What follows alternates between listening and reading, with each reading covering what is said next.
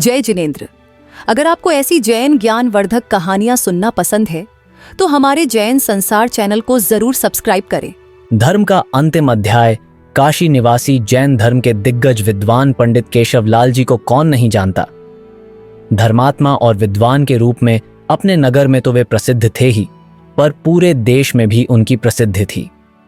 देश भर के समस्त बड़े बड़े विद्वानों और पंडितों के साथ उनका संपर्क सदैव बना ही रहता था। अपने धर्म प्रिय परिचितों के सामने कभी कभी वे अपनी यह भावना भी प्रकट करते रहते थे कि अपने जीवन काल में वे एक बहुत बड़े उत्सव का आयोजन करवाने की इच्छा रखते हैं। काशी नगर की जैन समाज के भी कई लोग उनकी इस भावना से परिचित थे। पंडित केशवलाल जी की बहुत उम्र व्यतीत हो गई, फिर भी उन्होंने अभी तक उस उत्सव का आयोजन नहीं करवाया जिसकी वर्षों से चर्चा थी। इस कारण कोई परिचित उनसे पूछ लेते, क्यों भाई, तुम तो उत्सव करवाने वाले थे, कब करवाओगे? कोई तो इस बात को सहज भाव से पूछ लेता तो कोई व्यंग्य में कहता, क्यों पंडित जी, अब किस बात की देरी है? क्या मरते वक्त करवाओगे वह उत्सव? उत्सव करवाने का सोचते सोचते तो तुम बूढ़े हो गए, क्या पता करवा भी पाओगे या नहीं। जब पंडित जी शांत भाव से मुस्कुराते हुए कहते, हाँ, उत्सव का आयोजन करवाना है, अभी तो तैयारियां चल रही हैं, अपने स्वकाल में उत्सव का आयोजन अवश्य होगा, कोई अच्छा सा मुहूर्त आने दो भैया।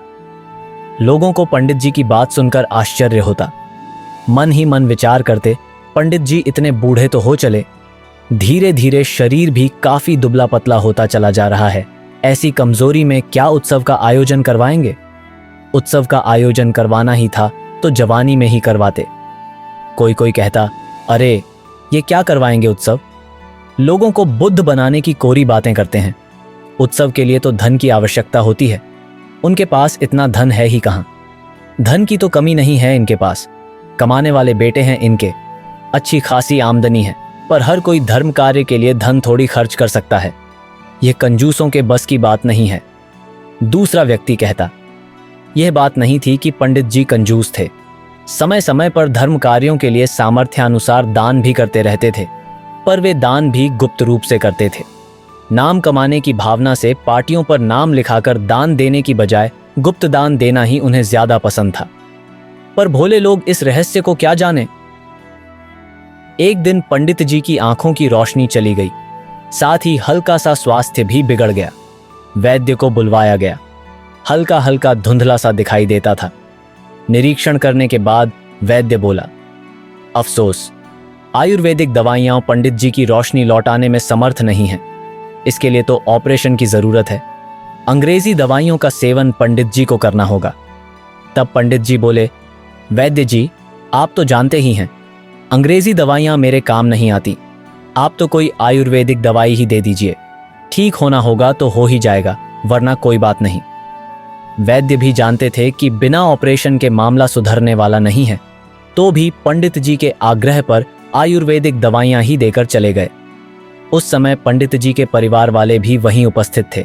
सभी जानते थे कि पंडित जी नियम के बड़े पक्के हैं।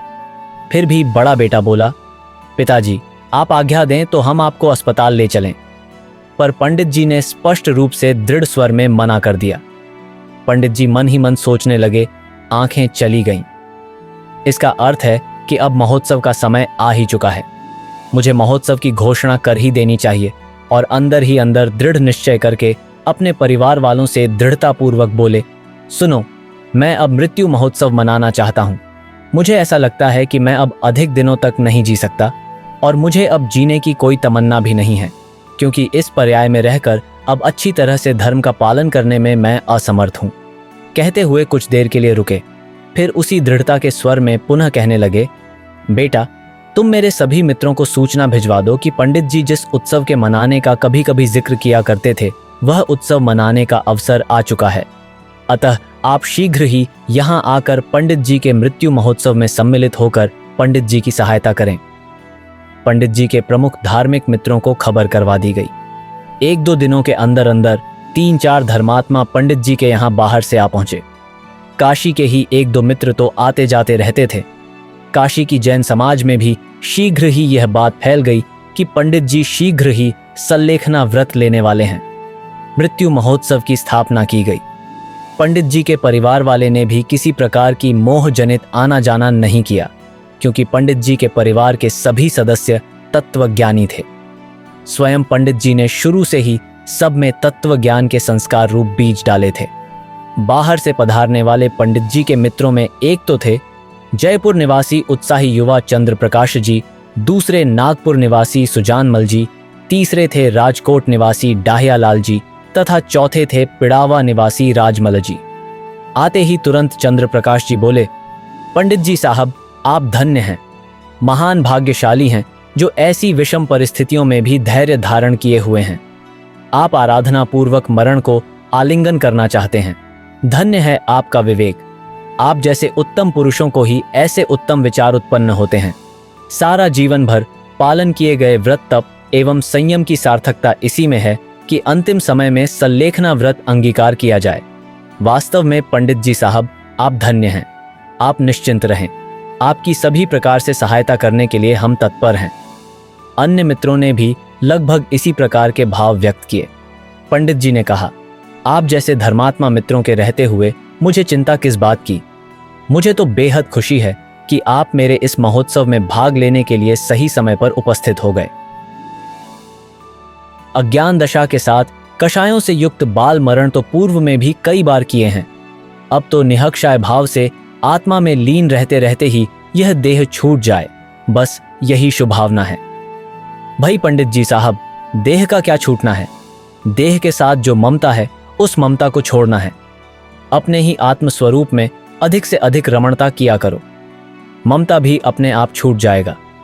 शरीर देह संबंधी विकल्प व्यर्थ है। देह का संयोग कब तक रहना या न रहना, इसकी व्यवस्था हमारे बस की बात नहीं है। उसका परिणमन स्वतंत्र है। अपना परिणमन स्वतंत्र है। अपना कर्तव्य तो स्वसन्मुखता पूर्वक मात्र जानते ही रहने का है। पंडित जी की बात सुनकर राजमल जी आध्यात्मिक चर्चा छेड़ने के लिहाज से बोले थे, तुम बिल्कुल ठीक कहते हो, पंडित जी ने कहा था। उस समय उन्हें बोलने में थोड़ी तकलीफ हो रही थी, इसलिए कुछ ज्यादा चर्चा न चल सकी थी। मृत्यु महोत्सव की स्थापना के पहले दिन पंडित जी ने अपने मित्रों की उपस्थिति में अपने सभी परिवार के सदस्यों को बुलाया और कहा, सुनो, तुम मेरे स्नेही एवं हितैषी हो, संबंधी हो, पर यह सब संबंध मात्र शरीर से ही संबंधित हैं। तुम इस शरीर से उपजे पुत्र पुत्री हो, इस शरीर को रमाने वाली स्त्री हो, इस शरीर के कुल के संबंधी हो, सो यह संबंध इतने ही काल का था। अब यह शरीर ही नष्ट होने जा रहा है, इसलिए किसी भी प्रकार का संबंध मानना व्यर्थ है। प्रत्येक का एकमात्र अपनी आत्मा के साथ ही सच्चा संबंध हो सकता है, इसलिए इस विनाशिक शरीर से स्नेह रखना व्यर्थ है। आप मेरे हितैषी हैं, इसलिए जैसे मेरे ज्ञान, दर्शन एवं वीतराग स्वभाव का घात न हो, वैसा प्रयास करना। अन्य किसी भी प्रकार की संसार में उलझाने वाली बातें मत करना। अब मेरा आपके साथ किसी भी प्रकार का नाता नहीं है, मात्र साधर्मिका सा व्यवहार रखना। सबने यह बात नोट की कि पंडित जी ने जिस समय उक्त बातें की, उस समय वातावरण ने काफी भावुकता का रुख ले लिया। किन्हीं किन्हीं की तो आंखें भी नम हो आईं, परंतु पंडित जी के चेहरे से निर्ममता का भाव स्पष्ट रूप से झलक रहा था। ऐसा लग रहा था जैसे वे आत्म रूप ही रहकर ममता को जीतने का भयंकर प्रयास कर रहे हों। चेहरे पर आकुलता के किसी भी प्रकार के भाव नहीं थे, बल्कि एक विचित्र प्रकार की शांति झलक रही थी। आज के दिन पंडित जी ने उपवास की प्रतिज्ञा ली थी। मात्र एक बार थोड़ा सा जल लिया, शेष समय मित्रों से स्वाध्याय सुनने एवं आध्यात्मिक चर्चा करने में ही व्यतीत हो गया। उपवास के कारण किसी भी प्रकार की तकलीफ नहीं हुई, क्योंकि वे उपवास करने के तो अभ्यस्त थे। प्रत्येक अष्टमी व 14 को उपवास करते थे। दूसरे दिन पंडित जी ने एकादश का व्रत ले लिया। आज के दिन की विशेषता यह रही कि पंडित जी के इशारे पर 2 वसीयतनामे पढ़कर सबको सुनाए गए। पहली वसीयत तो वैसी ही थी जैसी कि आम तौर पर होती है, पर दूसरी वसीयत कुछ विचित्र ही प्रकार की थी। इसे धार्मिक वसीयत भी कहा जा सकता था। इसमें लिखा था, मेरी हार्दिक इच्छा यह है कि मेरे मरने पर किसी भी प्रकार का हाय विलाप अथवा रुदन न होने दिया जाए, बल्कि शांतिपूर्वक वैराग्य मंत्र व 12 भावनाओं के पाठ पूर्वक अंतिम संस्कार विधि संपन्न कराई जाए। इसके पश्चात 9 दिनों तक बराबर 2 समय स्वाध्याय का आयोजन घर पर ही करवाया जाए। धार्मिक कार्यों के अलावा अन्य किसी भी प्रकार की मूर्ता जनित कोई भी विधि संपन्न न कराई जाए तथा मिलने के लिए कोई भी विधि संपन्न तथा मिलने के लिए आने वाले सभी व्यक्तियों को स्वाध्याय के लिए वैराग्य उत्पादक धार्मिक पुस्तकें ही भेंट की जाए तथा उन सभी से मेरा अनुरोध है कि अपने जीवन का अधिकाधिक समय अनंत प्रभुता संपन्न अपने भगवान आत्मा की आराधना में ही व्यतीत करें। स्वाध्याय, चिंतन, मनन आदि धार्मिक कार्यों को ही अपने जीवन का प्रमुख लक्ष्य बनाएं तथा अंत समय में मृत्यु महोत्सव के आयोजन पूर्वक देह का विसर्जन करें। उक्त वसीयत को सुनकर वहां उपस्थित लोगों ने काफी प्रसन्नता का अनुभव किया था तथा मन ही मन सभी ने पंडित जी की सभी भावनाओं का अनुकरण करने का दृढ़ निश्चय कर लिया था। इसी बीच पंडित जी के स्वास्थ्य में काफी गिरावट आ चुकी थी। अधिकतर समय तो पलंग पर लेटे लेटे ही व्यतीत होता था। लेटे लेटे ही अपने उपयोग को अपने शुद्ध आत्मा के अनुभव में जोड़ने का प्रयास करते रहते थे।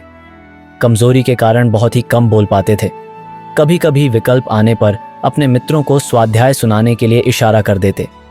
कभी उन्हें स्वयं ही पुरुषार्थ प्रेरक चित्त को स्थिर करने वाला, परिणामों को निर्मल करने वाला उपदेश सुना देते। आज 5वें दिन पंडित जी की शारीरिक तकलीफ कुछ ज्यादा ही बढ़ गई थी। अंग अंग में तीव्र पीड़ा होने लगी। यद्यपि आज के दिन भी पंडित जी ने एकादश का ही व्रत ले लिया था, तथापि एक बार भी भोजन न ले सके। थोड़ा सा दूध ही ग्रहण कर पाए। अपनी इस पर्याय का अंत एकदम निकट जानकर मन ही मन पंडित जी ने सदा सदा के लिए भोजन त्याग, अन्न त्याग की प्रतिज्ञा कर ली। आज शारीरिक वेदना के कारण बेचैनी बहुत बढ़ गई थी। पंडित जी अपने उपयोग को रह रहकर अपने शुद्ध आत्मा से जोड़ने का भरसक प्रयास करते थे, पर वेदना के कारण सफलता नहीं मिल पा रही थी। उग्र पुरुषार्थ के द्वारा आखिर उन्होंने अपने उपयोग को अपने शुद्ध आत्मा के अनुभव में जोड़ ही लिया। फलस्वरूप शारीरिक वेदना कुछ कम हो गई। शारीरिक वेदना से बचने के लिए उन्होंने अपने उपयोग को काफी एकाग्रता पूर्वक शुद्ध में लीन करना प्रारंभ कर दिया। फलस्वरूप अंदर का आनंद बढ़ता गया। शारीरिक वेदना कम होती चली गई। पुरुषार्थ की कमजोरी से उपयोग जब बाहर निकलता तो शारीरिक वेदना का पुनः अनुभव होने लगता। उस वेदना से उपयोग को शुद्ध आत्मा में तल्लीन करने लगते। इसी क्रम में 5वें दिन की पूरी रात व्यतीत हुई। 6वें दिन की सुबह होते होते शारीरिक दर्द भी अपने आप दब गया। फलस्वरूप पंडित जी ने थोड़ा दूध लिया, स्वाध्याय सुनने की इच्छा जाहिर की, फिर अपने मन को समझाने लगे। अनादिकाल से लेकर अब तक अनंत वस्तुओं का भक्षण किया, फिर भी भूख शांत नहीं हुई। क्या क्या नहीं खाया, सब कुछ खाया।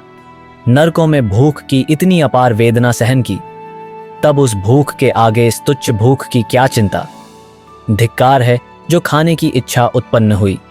इसी प्रकार सोचते सोचते वे मन ही मन 12 भावनाओं का चिंतन करने लगे और इसके साथ ही साथ दूध का भी सदा सदा के लिए त्याग कर दिया। शुद्ध आत्मा का चिंतन करने लगे।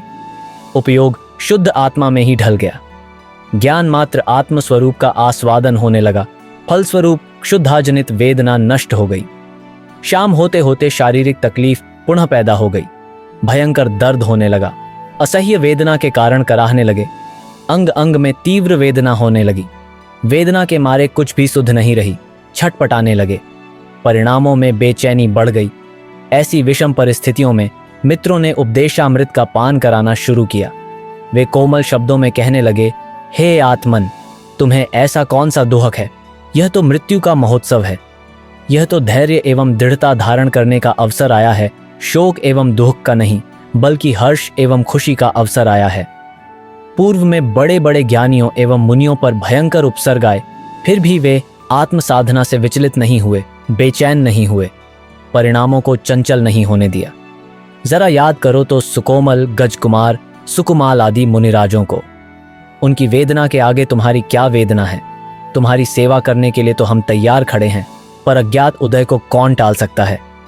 अरे आत्मन, अरे झायक, जरा सोचो तो तुम्हारे ज्ञान में इस कष्ट ने प्रवेश ही कहाँ किया है?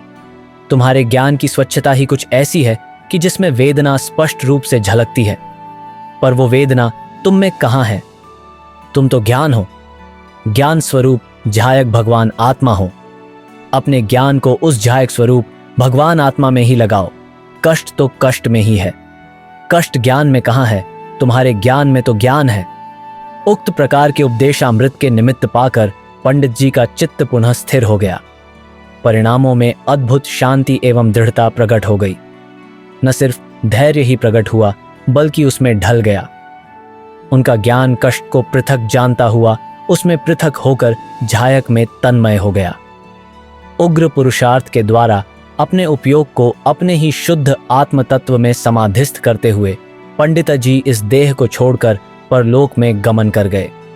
पंडित जी की अंतिम यात्रा में सम्मिलित हुए लोगों ने इस आदर्श मृत्यु महोत्सव से प्रेरणा लेकर मन ही मन संकल्प किया कि हम भी अपने जीवन में ऐसे विचित्र महोत्सव का आयोजन अवश्य करेंगे।